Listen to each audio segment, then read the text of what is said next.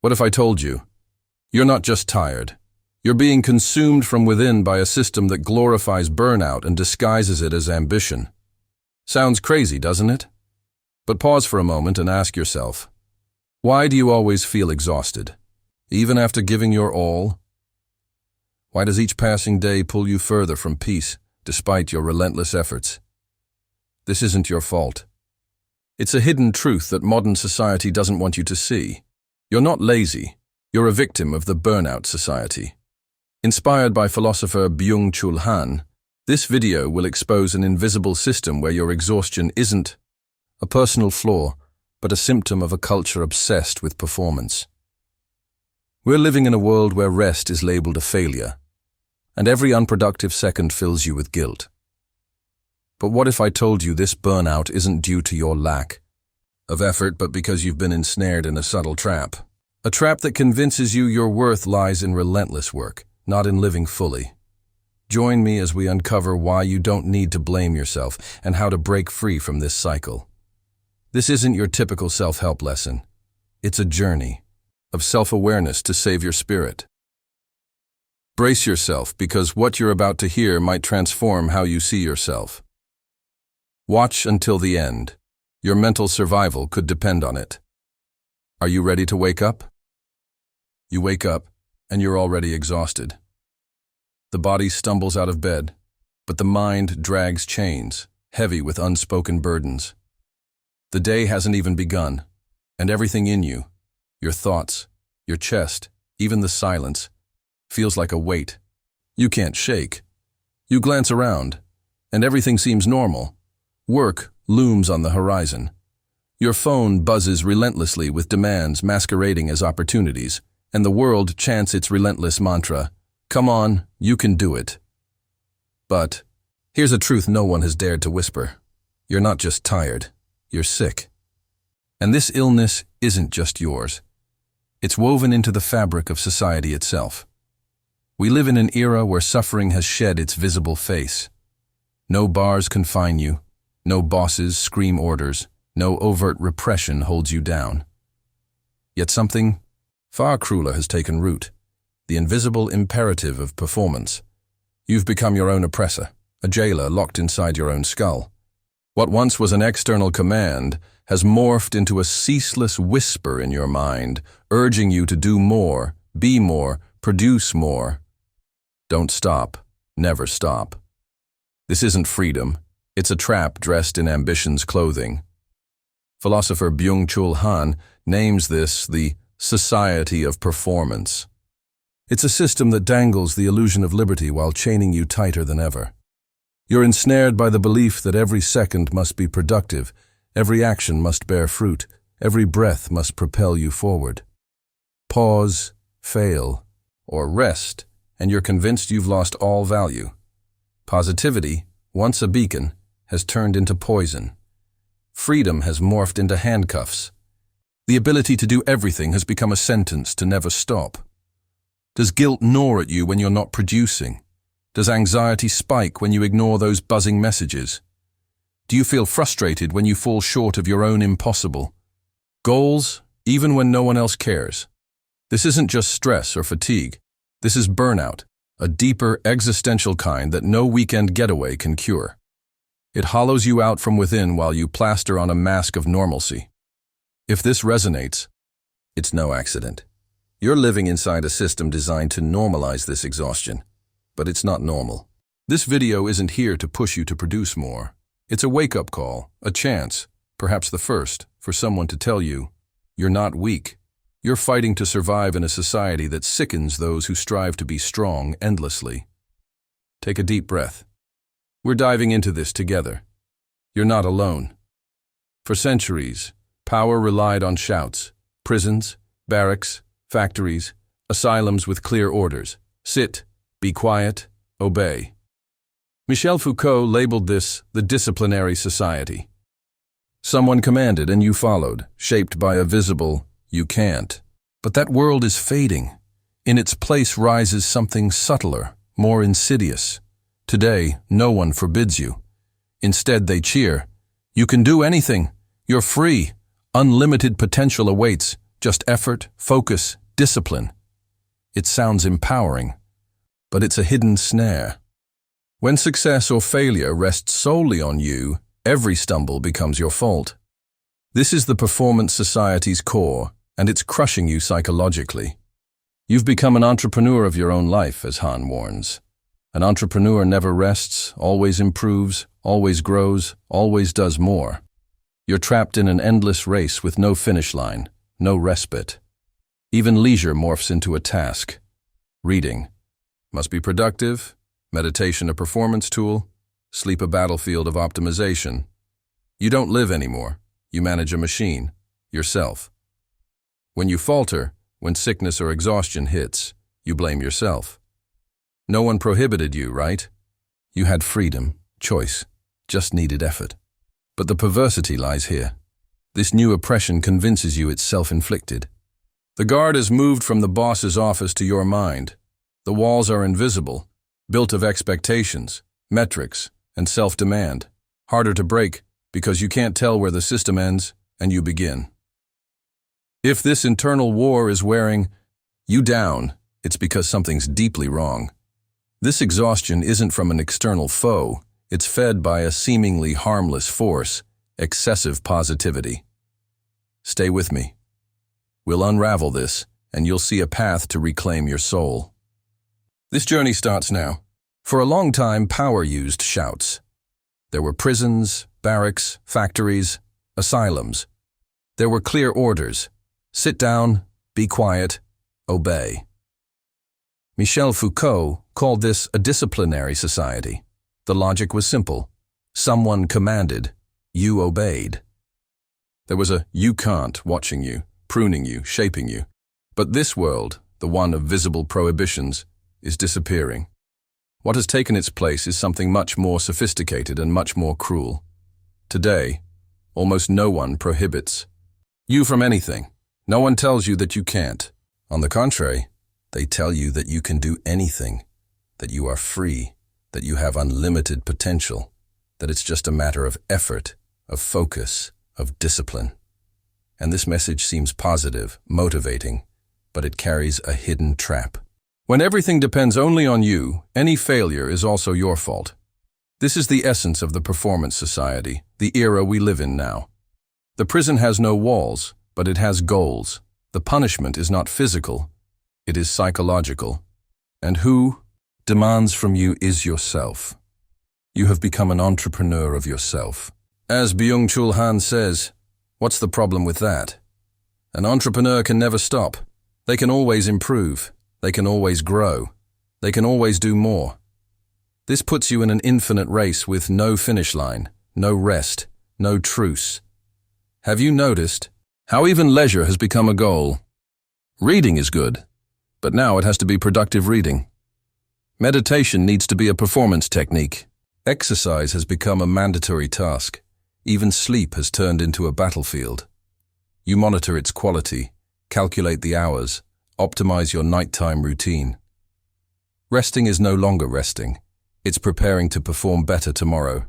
You don't live. You manage yourself. And when you fail, when you can't cope, when you get sick, when you freeze, you blame yourself. Because after all, no one prohibited you from anything, right? You had freedom. You had choice. You just had to make an effort. But that's where the perversity lies. The new form of oppression is making you believe that you are oppressing yourself. Willingly. Control has changed form. It has left the figure of the boss and entered your head. You have become the guard of your own prison. The wall is now invisible. But it's there, built with expectations, metrics, productivity, and self-demand. And this wall is even harder to break because you no longer know where the system ends and where you begin. But if all of this is crushing you from within, it's because there is something deeply wrong with this model. Because it is not natural to live in war with yourself, and this silent war is leaving marks on your mind, on your body, on your soul. And that's what we will talk about next. Because this exhaustion that consumes you does not come from an external enemy. It comes from within, and it is fed by something that seems harmless but is not. Excessive positivity. If this content is making sense to you, click the subscribe button and subscribe to the channel. Thank you for your support. You learn to smile while falling apart inside. To say that everything is fine when you are actually on the brink of collapse. To maintain an image of control, efficiency, and enthusiasm, even when everything in you screams for a pause. And do you know why? Because we live immersed in a new kind of violence. A violence that does not hit, does not shout, does not impose. It seduces, it invites, it motivates. It is the violence of positivity. Han warns us. The 21st century is no longer dominated by diseases caused by repression. We no longer live in times of censorship, strict prohibitions, or forcefully imposed limits. What makes us sick today is not the you can't, it is the yes you can. What corrodes from within is not classic oppression, but the excess of stimulation, the excess of apparent freedom, the excess of positive demand. The order now is to smile, to produce, to optimize, to be happy always. But this excess comes at a high cost. Depression, ADHD, anxiety, and burnout are no longer individual pathological deviations. They are social symptoms. They are psychic responses of a body and mind that can no longer bear the weight of continuous performance. And the most perverse thing is that in this new scenario, you stop being a victim to feel guilty. Couldn't be. Productive today? Laziness. Feeling unmotivated. Lack of focus. On the brink of collapse? Lack of gratitude. Lack of yoga. Lack of a new course. The blame is always yours. This is how positivity makes you sick, because it does not accept limits. It does not accept failure. It does not accept sadness, pause, or slowness. And the more you try to align with this artificial ideal of happy productivity, the further you drift away from yourself. You become a motivational caricature while everything inside is collapsing. Positivity has become an imperative today. All the time you are bombarded with phrases like, believe in yourself, just want it, be your best self. It seems harmless, even inspiring. But the effect is different. You never feel enough. You never think you did enough. You never allow yourself to rest, because there is always something to improve, correct, accelerate. You live surrounded by goals, metrics, comparisons, on social media, at work, even in leisure moments.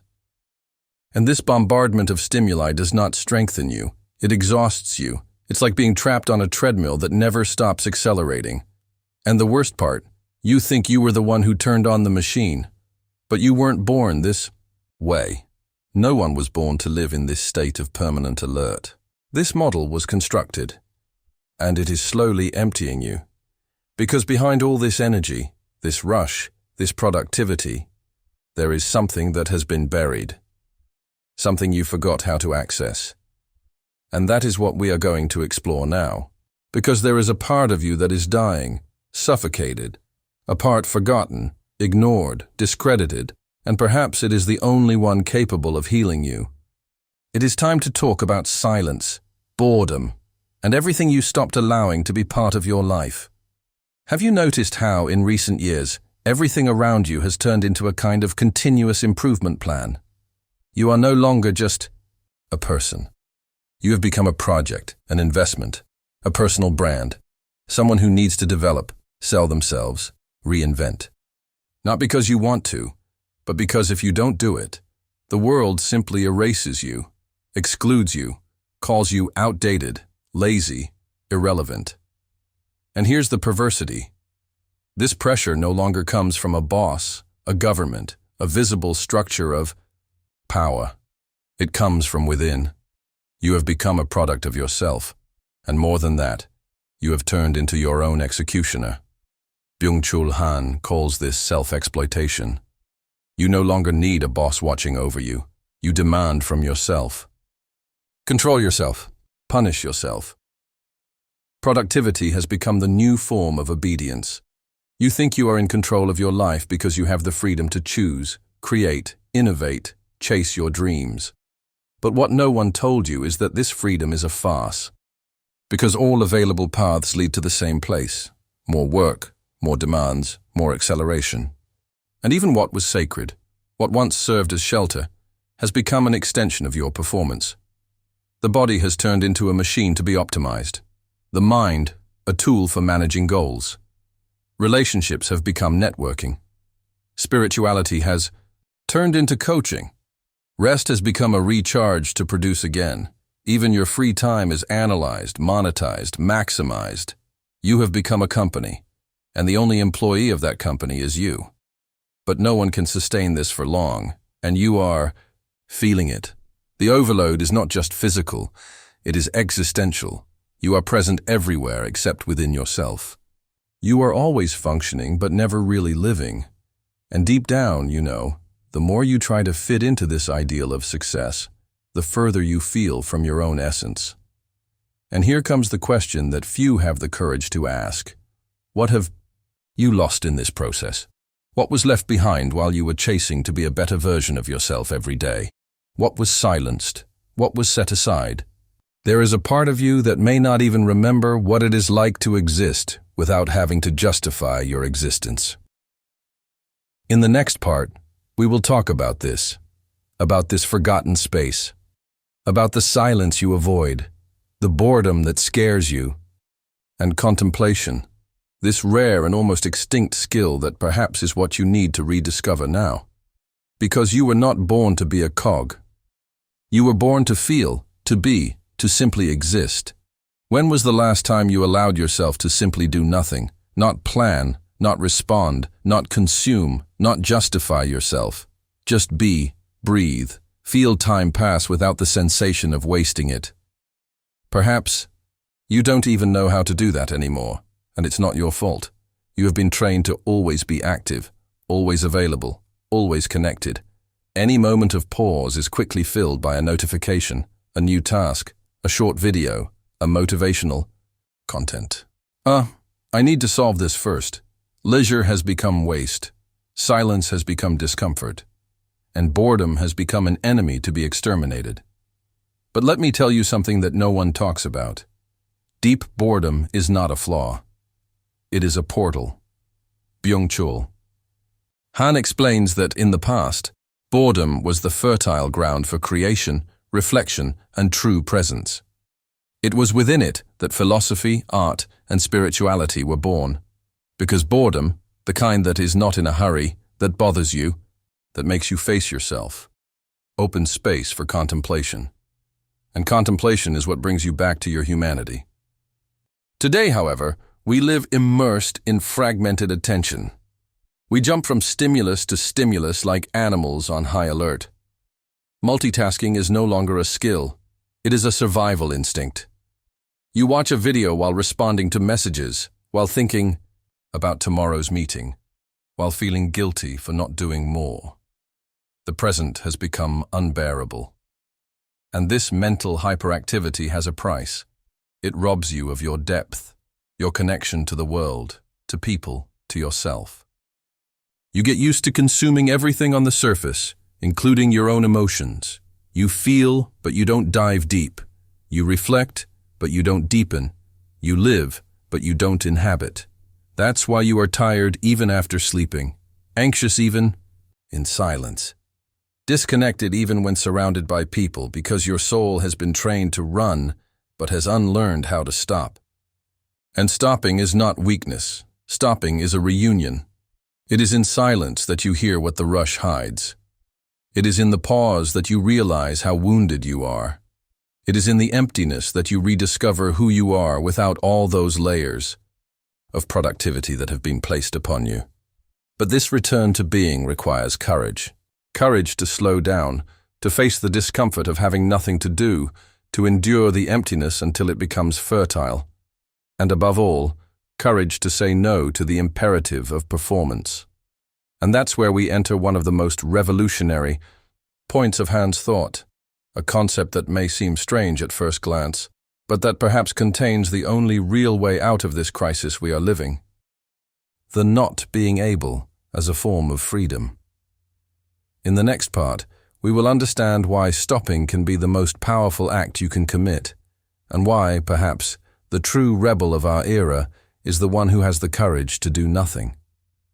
If what you're hearing resonates with you, you'll find real value in my ebook, Beyond the Shadow. It breaks down Jung's core ideas and gives you tools to understand yourself more deeply. Link is in the pinned comment.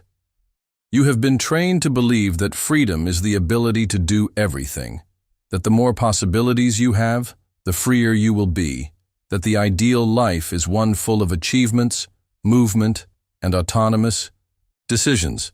But what no one explained to you is that this excess of power, choice, and initiative is also a prison.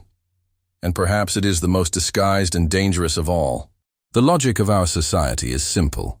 If you are not doing something, you are wasting life. Everything must have a purpose, a utility, a result. Even rest needs to justify its existence as energy recovery. Even silence needs to be sold as strategic. Self-care. Everything needs to make sense. Everything needs to be profitable. Everything needs to generate something. But Byung-Chul Han presents us with a radical idea. True freedom begins when you reclaim the right not to do, not to act, not to want, not to be useful, to simply not be able to. This seems counterintuitive, doesn't it? After all, we spend our whole lives trying to achieve the power to do, the power to travel, the power to produce, the power to achieve, the power to decide. But the power to do has become an imperative. You can, so you must. And what if you don't want to? What if you can't? What if you are simply tired? The answer you hear from society is clear. You have failed. In this model, there is no space for vulnerability. There is no space for no. Everything that does not fit into this logic of action, achievement, growth is seen as deviation, weakness, laziness. But what if it is precisely in that space of refusal that true strength resides? Saying no is an act of power. Refusing excess, haste, overload is a gesture of resistance. Not wanting to improve all the time, not accepting every opportunity, not following all advice, not answering every call, saying no to the world in order to say yes to yourself. This not being able is revolutionary. It breaks the logic of infinite productivity. It shatters the myth of being the best. It returns to the human being what was taken from them, the ability to exist without having to constantly prove their worth. And when you allow yourself that no, something changes inside. Anxiety gives way to silence. Guilt yields to presence. The rush transforms into breathing. You no longer need to chase after yourself because you are already here, whole, now. But don't be fooled. This freedom is not comfortable because it requires confrontation. It requires you to look at the void and say, I accept not to be everything. I accept not to do everything. I accept to just be. And this goes against everything you have learned until today. That's why many become ill trying to free themselves without realizing they are just swapping one set of shackles for another.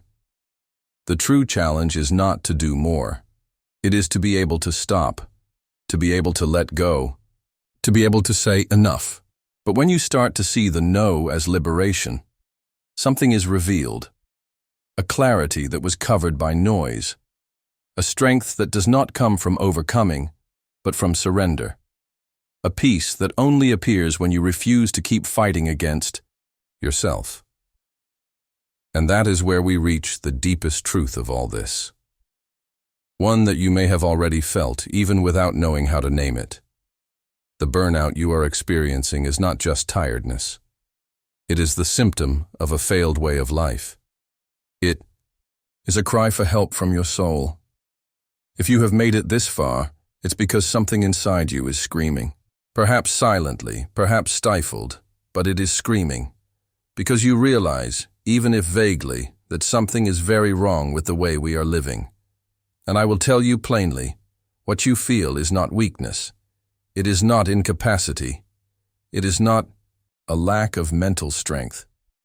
It is a natural response to a system that demands the impossible and labels as failure those who cannot deliver. You are not failing because you are tired. You are exhausted because you have been pushed into a life model that consumes every last drop of your emotional, psychological, and spiritual energy. A model that has turned each individual into a production machine, a showcase of performance, an avatar of success. And in this mad race for an unattainable ideal of achievement, what is lost is the most precious: meaning. Byung-Chul Han is clear in saying that burnout is not an anomaly, it is not an exception. It is the most evident symptom of a collective existential crisis. It is not the collapse of a few too sensitive or too disorganized individuals. It is the collapse of an entire social logic based on self-exploitation, the cult of efficiency, and the disdain for silence, leisure, and inner life. You are not alone. This pain you carry, this fatigue that doesn't go away, this feeling of emptiness, even when everything should be fine, is not your fault. It is a cry from your body and soul asking for a different rhythm, a different perspective, a different way of being in the world. And this way begins with a simple yet powerful choice: to refuse to continue living the way things are. Perhaps you still don't know how to get out of this. Perhaps everything I have said so far has touched you in some deep place, but you don't know what to do with that feeling. That's okay. The first step is not to act. The first step is to recognize, to feel, to allow yourself to look within without filters, without defenses, without justifications. And if you identified with all of this, if this video spoke to something you didn't even know you needed to hear, I want to ask you one thing. Comment down below. Tell me how you're feeling. Tell me if this resonated with you. Because when we share, we recognize ourselves. And when we recognize ourselves, healing begins. We want to sincerely thank you for taking the time to watch the video in its entirety. If you're interested in exploring more topics on spirituality, inner transformation, or mind philosophy, don't forget to subscribe to the Top Hidden Knowledge channel for more content on wisdom, spirituality, and personal growth. Or if you have time, check out other videos on this channel. Until next time.